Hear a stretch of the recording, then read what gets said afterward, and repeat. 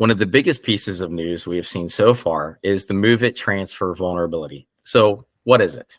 Well, MOVEit transfer is an application. All versions are vulnerable to this.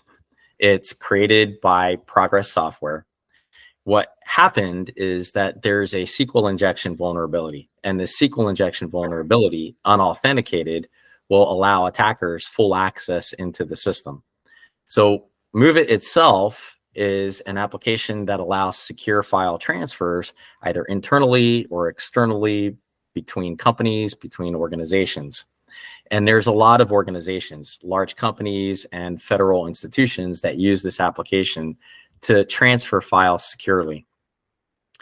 So this is important, this attack, because it is allowing this ransomware gang, CLOP, which is based out of Russia, to access data in large quantities across lots of different industries, lots of different organizations.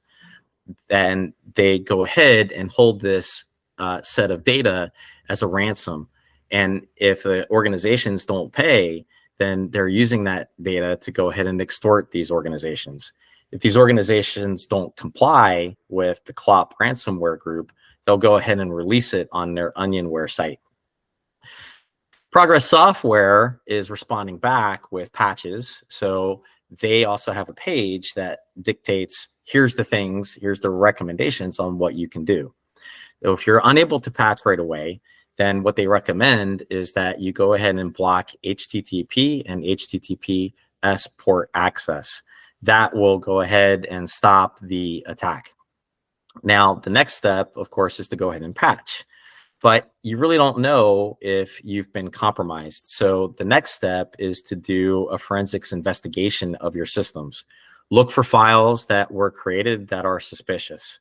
Look for evidence of files being moved, right? Check your logs. It's important to have that monitoring in place. And that monitoring may take more than days and weeks. We might not know the fallout for months. So again, visit Progress Software if you're using MOVEit. Go ahead and update, patch your MOVEit transfer application and ensure you have proper monitoring in place.